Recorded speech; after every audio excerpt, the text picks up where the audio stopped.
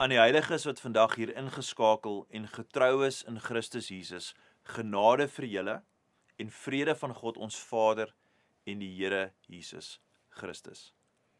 Dis hoe die apostel Paulus die brief aan die Efese gemeente begin. Nie met 'n formele opening nie net as 'n hoflike groet nie, maar as 'n verklaring van identiteit. As 'n herinnering aan wie hulle in Christus is. Dis eintlik 'n bevestiging, en dis belangrik, dat genade en vrede nie by mense begin nie, maar van God af na sy kerk toe vloei. En vandag, geliefdes, glo ek met my hele hart dat dieselfde genade en dieselfde vrede ook so jou hart sal vul. Nou wanneer hierdie brief oorspronklik in Efese gelees was, het die gemeente waarskynlik nie net 'n paar verse gehoor nie. Nee, hulle het deur die hele brief gesit. Hulle het elke woord ingedrink. Hulle het geworstel met wat dit beteken om getrou in Christus te leef. Om heilig te leef, om deel van sy liggaam te wees, om te verstaan wat God vanaf ewigheid af al reeds beplan het. En vandag doen ons dieselfde.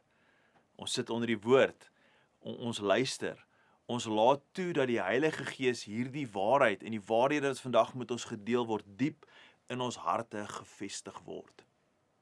Nou ek wil vandag begin met hierdie vraag: hoe lees jy die skepingsverhaal, die storie van Adam en Eva, daar in die tuin en toe loop alles skeef met daai appelskandaal en in 'n noodreaksie moes God 'n plan maak, 'n tipe van 'n course correction. Adam en Eva word uit die paradys uit geskop en sonde word deel van die mensdom se verhaal.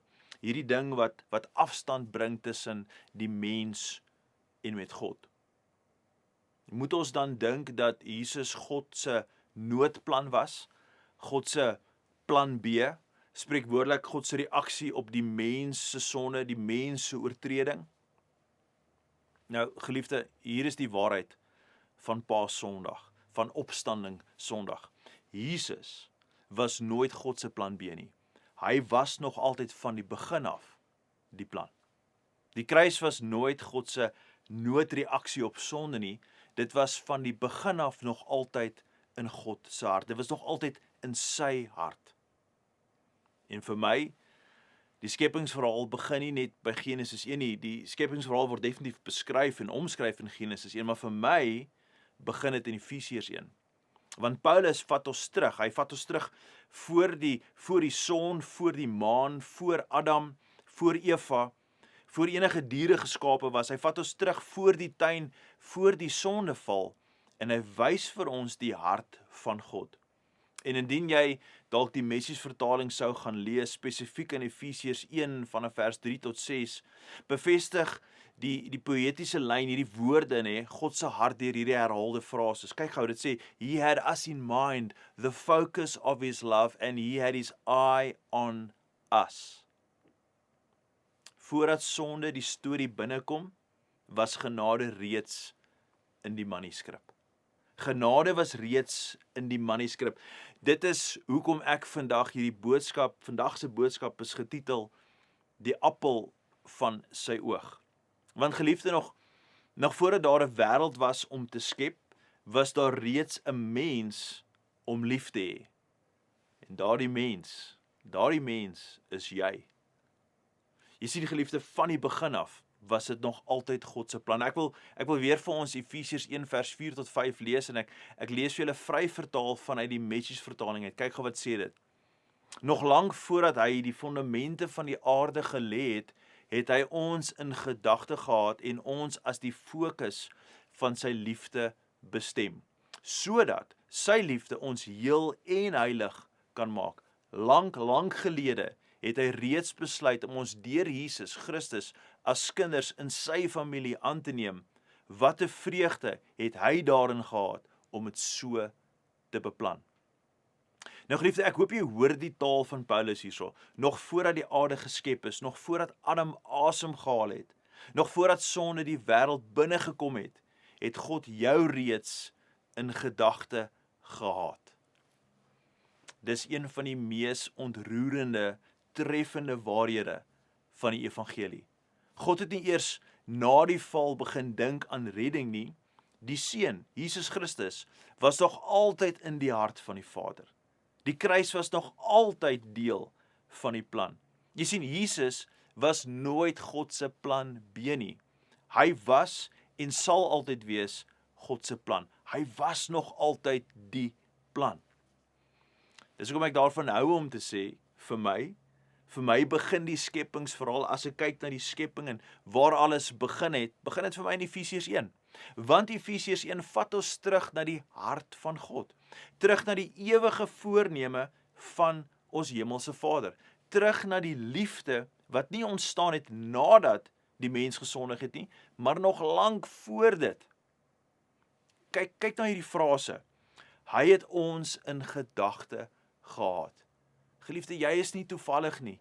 Jy is verseker nie 'n nagedagte nie. Jy is nie bloot die produk van omstandighede nie. Jy is nie maar net nog iemand in die skare nie. Nee, God het jou in gedagte gehad. En dan is daar hierdie frase. Hy het ons as die fokus van sy liefde bestem. Ons is die appel van sy oog, die fokus van sy liefde, die voorwerp van sy sorg, die een op wie sy oog rus. Daar's mense wat vandag inskakel, wat dalk voel ek weet nie of God regtig met my lewe besig gewees nie. Ek voel hy's ver, hy's onbetrokke. Ek weet nie of hy my enigstens raak sien nie. Ek weet nie of ek vir God enigstens saak maak nie. Nou, ek wil hê jy moet regop sit, jy moet hierdie hoor. Paulus antwoord vir jou en hy antwoord vir my vandag. Hy sê ja, God sien jou. Ja, hy het jou raak gesien. Ja, hy het jou lang voor jou geboorte reeds in sy hart gedra. Hy het nog altyd sy oog op jou gehad. En dan is daar hierdie kosbare frase. Wat 'n vreugde het hy daarin gehad om dit so te beplan. Nou, ek hoop jy hoor hierdie. God het nie net jou redding met teensin beplan nie. Nee, hy het nie uit frustrasie 'n plan probeer maak nie. Hy het nie gedink, nou moet ek maar net iets doen nie, want eers nou loop dinge skeef en nou moet ek reageer en kom ons stuur vir Jesus nie. Nee, daar was 'n vreugde in sy hart, in die hart van God. Met ander woorde, jou redding bring vreugde aan die hart van die Vader. Geliefde, dit is Paasfees. Dit is die kern van die evangelie. Tussen Vrydag en Sondag wat gebeur het. Die kruis is nie net 'n plek waar sonde betaal is nie.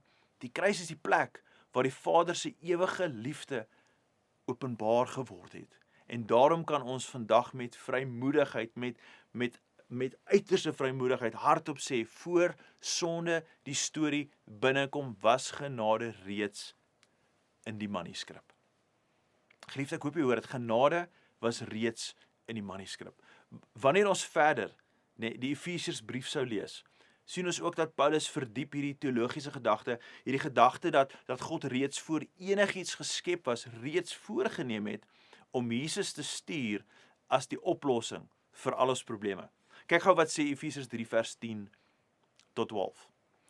Maar nou het God in die ryke verskeidenheid van sy wysheid deur die kerk bekend laat word aan elke mag en gesag in die hemelruim, soos hy hom van ewigheid af al voorgeneem het om dit deur Christus Jesus ons Here tot uitvoering te bring.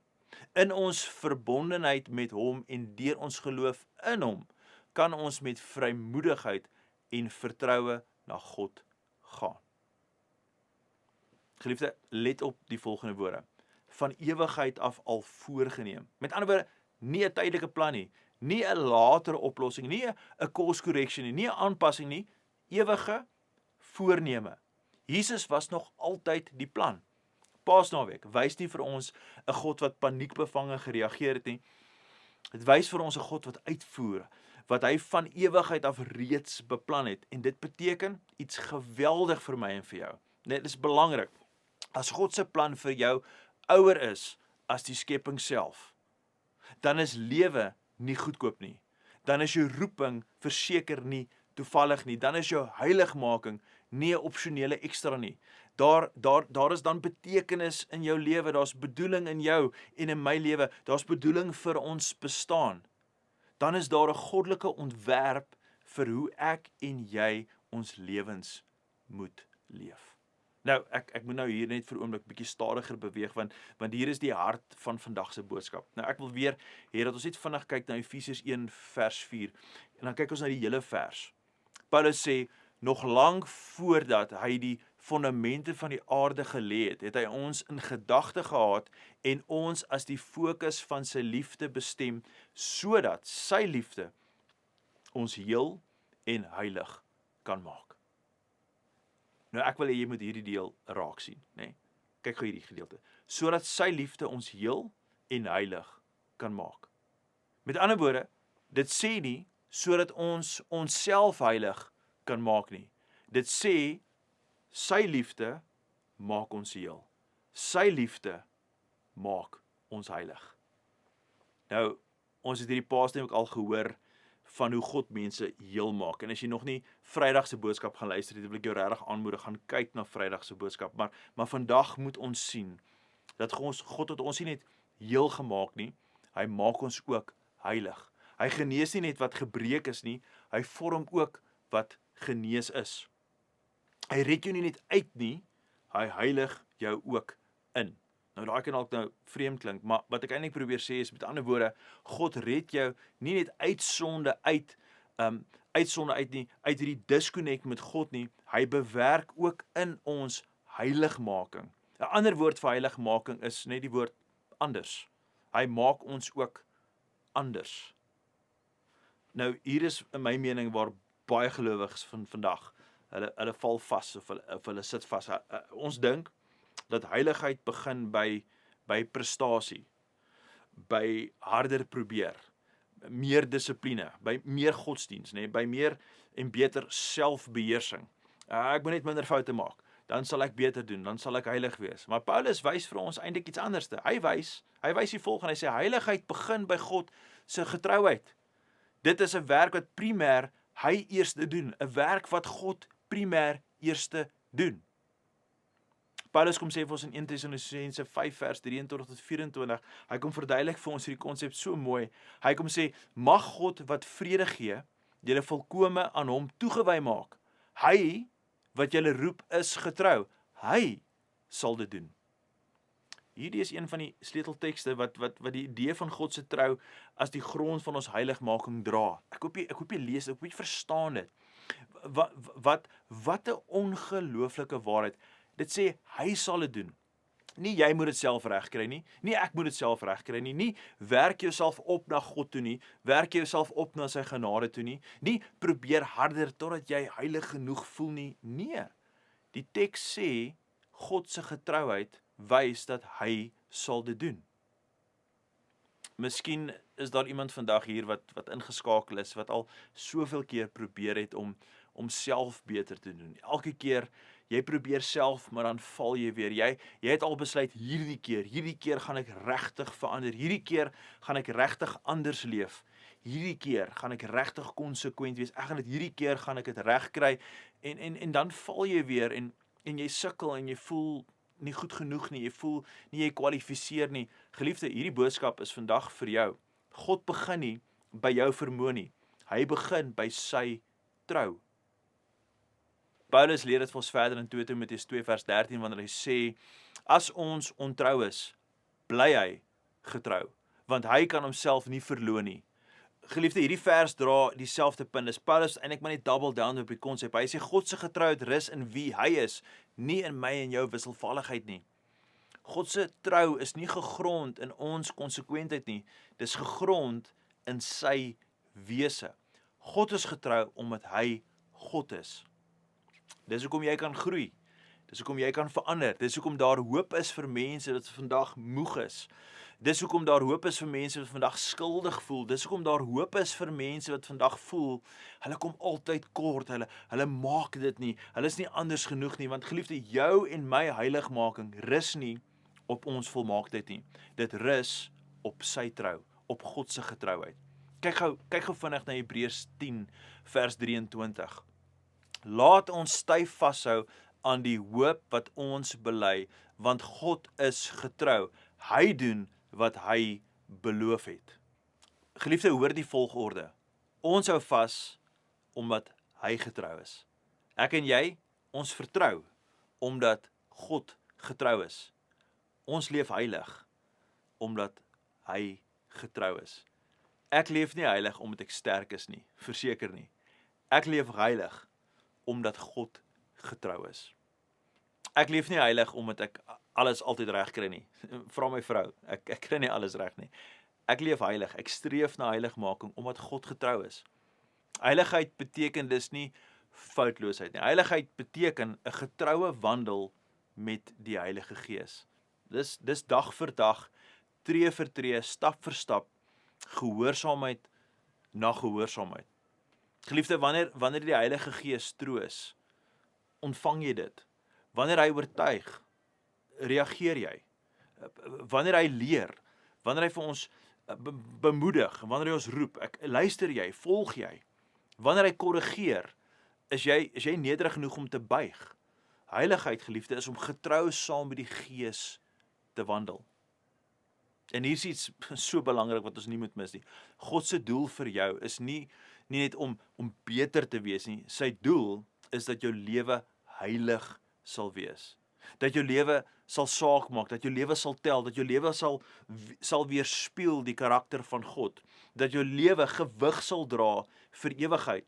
Want wanneer ons rus in God se trou deur Jesus Christus, kan ons werklik heilige anderse lewens leef. Lewens wat saak maak.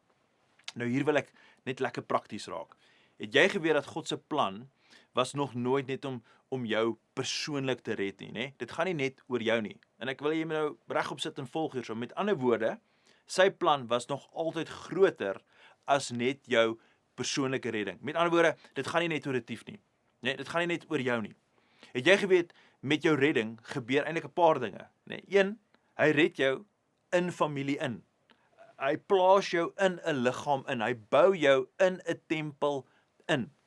Kyk gou wat sê Paulus vir ons hier in hoofstuk 2, nee. Ons kyk mos nou na die hele Efesebrief. Hoofstuk 2 vers 19.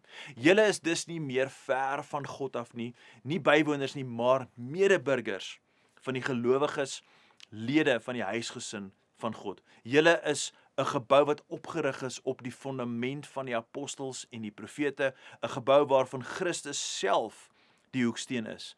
In hom sluit die hele gebou saam en verrys dit tot 'n heilige tempel vir die Here. In hom word julle ook saam opgebou as 'n geestelike huis waarin God woon deur sy Gees. Nou ek wil hê julle moet hoor hoe Paulus die taal gebruik. Dis nie individuele taal nie. Dis nie net jy alleen nie, maar saam. Kyk konsepte, nie? Die beginsel, saam opgebou, saam ingesluit, saam deel van die huisgesin, saam deel van die tempel. Jy is nie gered om alleen te glo nie, jy is gered om saam opgebou te word. Nou ons leef in 'n tyd waar mense maklik sê, ek dien God op my eie. Ek het nie 'n kerk nodig nie, ek kan mos aanlyn kyk. Ek en Jesus, dis genoeg vir my. Ek hoef nie diep met ander gelowiges te connect en saam met hulle te wandel nie. Inteendeel, ander gelowiges meeste van die tyd irriteer my.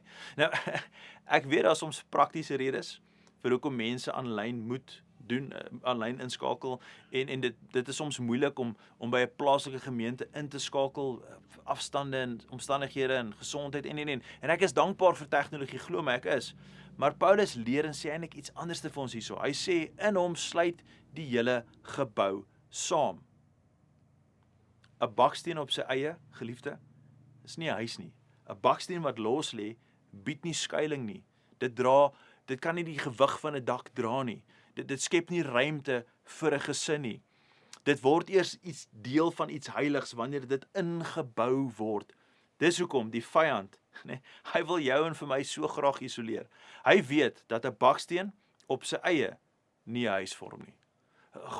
God bou nie los bakstene nie. Hy bou 'n huis.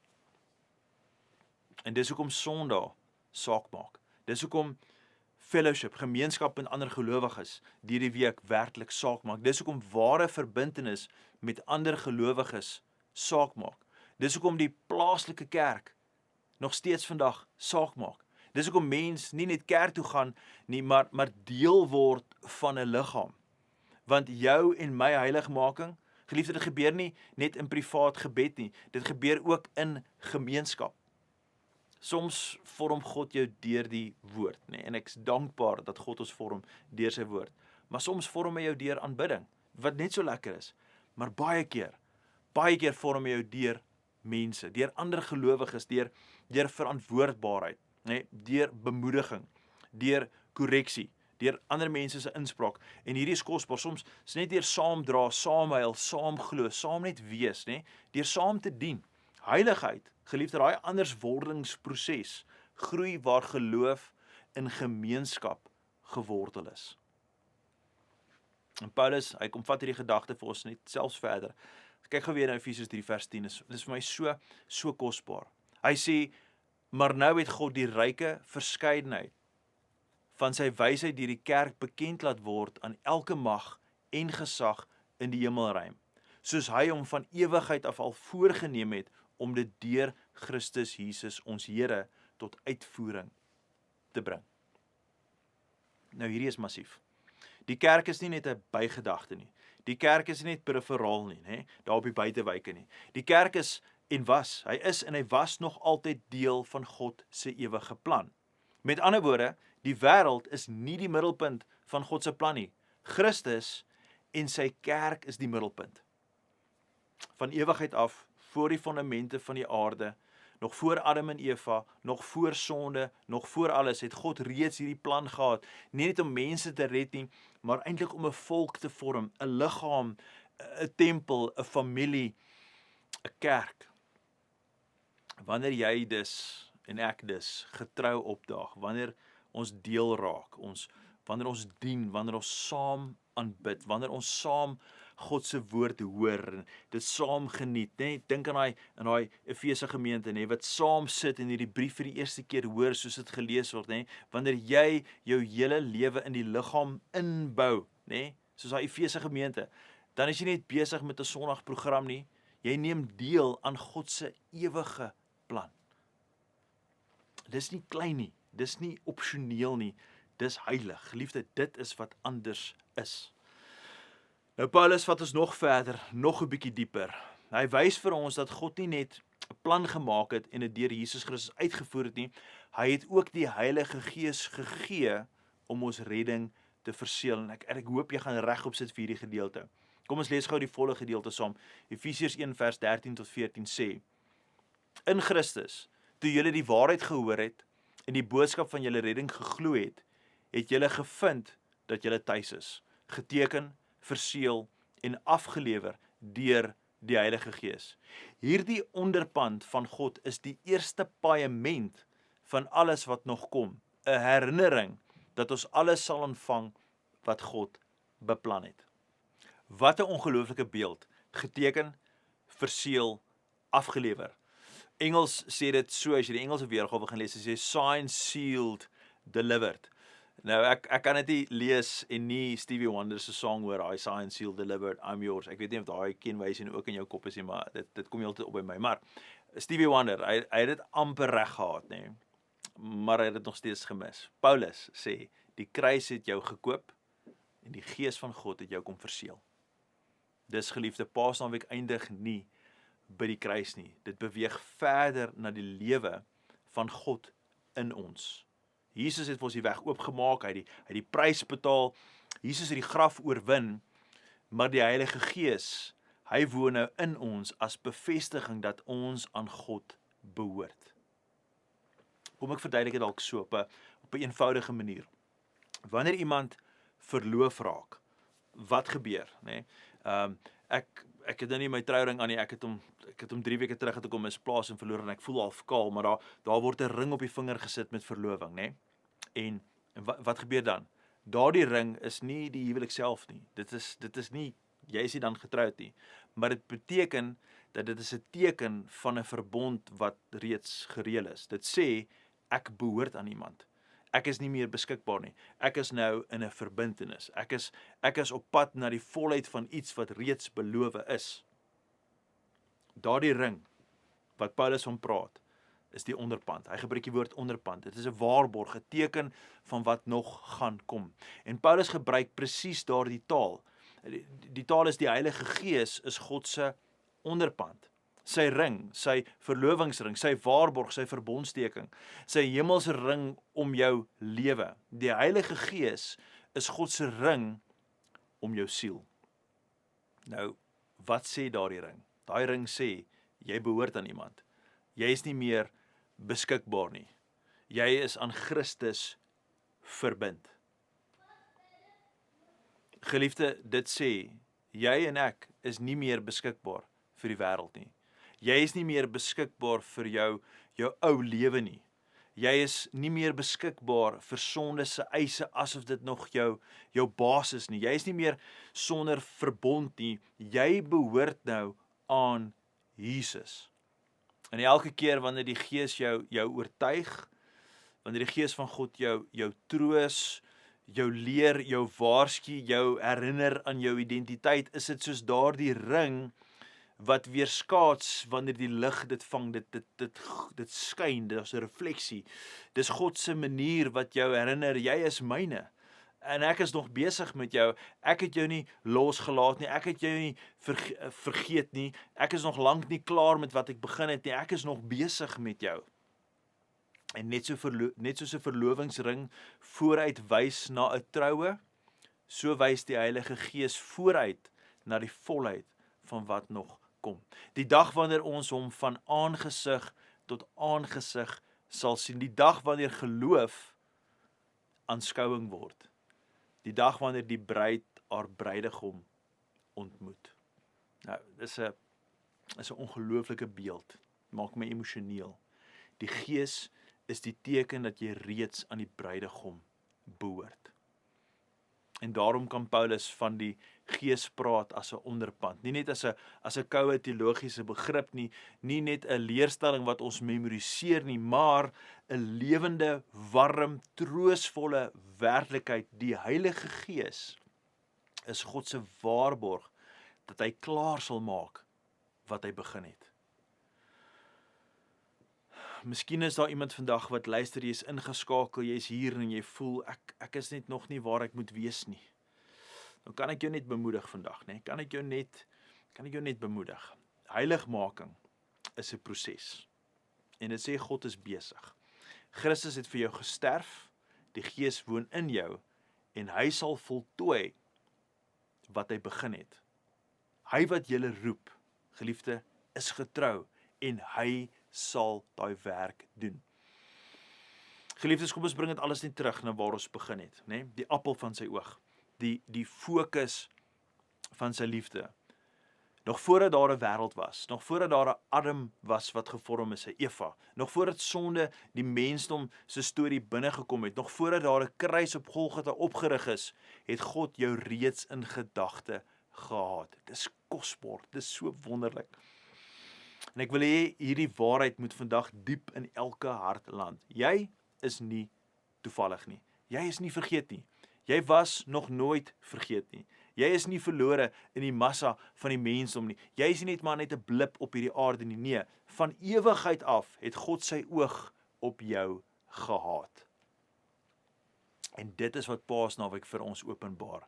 Die kruis is nie net 'n gebeurtenis in die geskiedenis van die mensdom of in die geskiedenis van die wêreld nie. Die kruis is die openbaarmaking van die Vader se ewige hart. Die kruis wys vir ons wat nog altyd in God se hart was. Toe Jesus sy bloed vir ons gestort het, toe die aarde geskit het, toe die voorhangsel geskeur het, toe die graf op die 3de dag leeg was God nie besig om planne te verander nie. Nee, hy was besig om uit te voer wat hy van die begin af bepaal het. Geliefde, Jesus was nog altyd God se plan vir hierdie wêreld. En vandag hoor iemand dalk hierdie waarheid op 'n manier wat hulle nog nooit tevore gehoor het nie. Dalk is hierdie vir jou vars. Jy het dit nog nooit so gesien nie. Skepping begin by Efesiërs 1, dis vir my nuut. Jy het dalk jarelank gevoel dat God ver is, dat jy te ver afgedwaal het, dat jy te gebroken is, dat jy te veel foute gemaak het, dat jy nie meer kwalifiseer nie. Maar hoor my mooi vandag as ek vir sê, God se trou is groter as jou verlede. God se genade is groter as jou mislukking. God se plan vir jou lewe het nie vandag begin nie. Dit het in ewigheid begin, nog voor enigiets bestaan het. En daarom kan jy vandag na hom toe kom met vrymoedigheid en met vreugde, met die versekering dat jy is verseël deur die Heilige Gees. Jy kom nie na God toe op grond van jou eie prestasie nie op grond van jou eie goeie werke nie. Nee, gaan lees weer Efesiërs 2 vers 8 en 9. Ons is gered deur genade en nie deur ons werke nie. So, ons kom nie op grond van hoeveel keer ek en jy al kerk toe gekom het nie. Hoe goed lyk ons Bybelstudie nie. Ons kom nie op grond van alles wat al uitgesort in ons lewens is nie. Nee, ons kom op grond van Jesus Christus en die werk wat hy reeds gedoen het. Miskien luister iemand vandag hierdie boodskap en jy weet in jou hart, dat jy nog nooit werklik jou vertroue in Jesus geplaas het nie. Jy het godsdiens gehad, jy het 'n klomp kennis dalk oor die Bybel en oor kerk en jy gaan kerk toe of jy was al op 'n stadium in kerk en jy ken die stories van die Bybel en dalk selfs ken jy die regte taal, jy sê die regte ding, jy klank al die regte klanke, maar jy het nog nooit werklik oorgegee aan Jesus nie. Nou kan ek jou vandag nooi.